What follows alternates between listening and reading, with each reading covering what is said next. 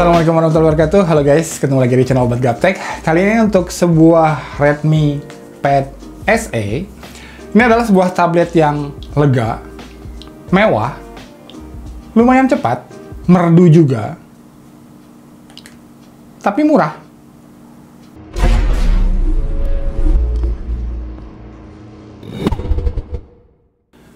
Oke, seperti biasa, disclaimer dulu, Redmi Pad SE ini saya dikasih dari Xiaomi Indonesia, tapi tetap perjanjiannya, isi video ini adalah 100% menurut pendapat, sudut pandang, dan pengalaman saya pribadi, tanpa ada masukan, titipan, atau revisi sebelum publish dari pihak Xiaomi ataupun pihak manapun.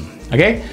Jadi dijual di harga 2 juta kurang 1000 alias 1.999.000. Ya, dari sisi performa, menurut saya, untuk kelas harganya, ya, ini tuh udah kebilang bagus, nggak kayak tabletnya Samsung ya, Samsung Galaxy Tab A7 Lite Wi-Fi only, yang harganya kurang lebih sama dengan ini.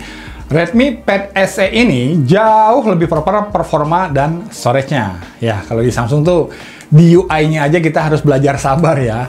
Instagram Reels juga di Samsung tuh kadang-kadang suka patah-patah. Dan kapasitas storage-nya bedanya bumi sama langit sama yang Xiaomi ini.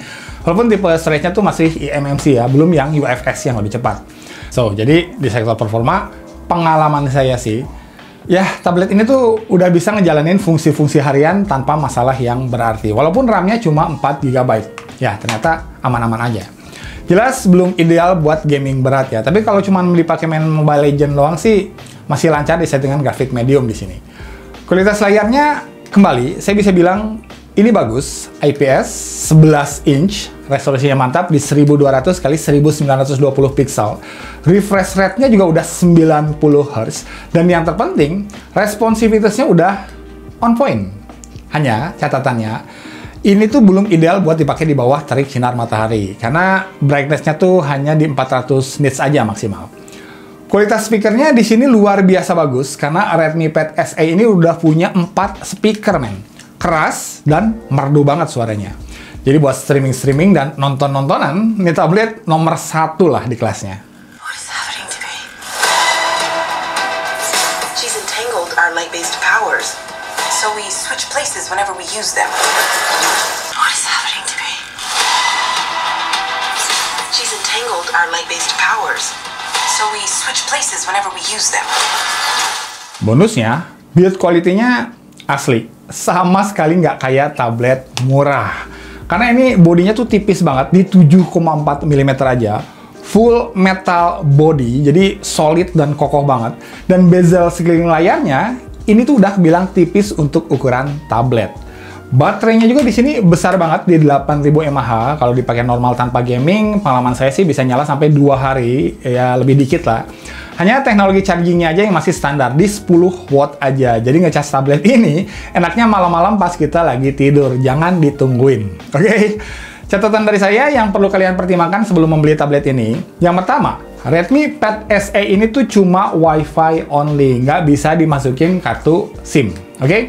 Jadi kalau dibawa keluar, kudu ditethering internetnya dari HP kita. Tapi, di sini masih bisa dimasukin slot micro SD kalau storage 128 GB-nya dirasa masih kurang menurut kalian.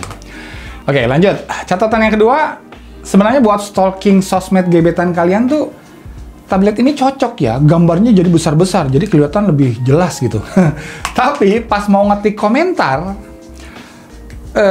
ya ngetik di tablet yang layarnya 11 inch kayak gini tuh, emang perlu pembiasaan dan trik khusus biar bisa ya lumayan nyaman lah.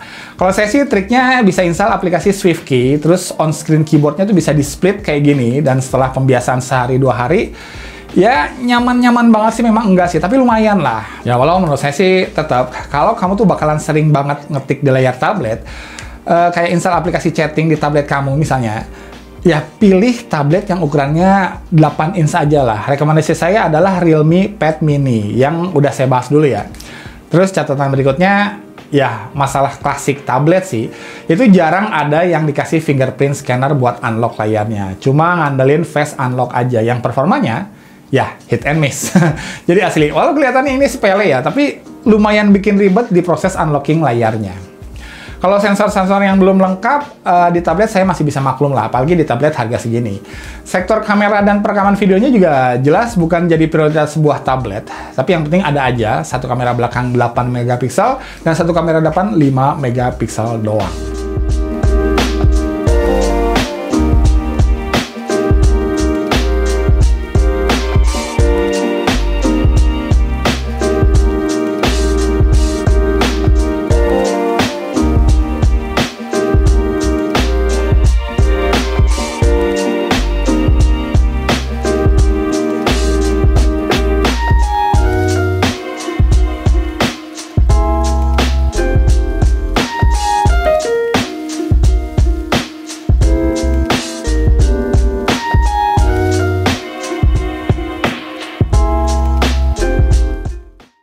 Ini dia kalau kita ngerekam pakai tablet 10 inch guys.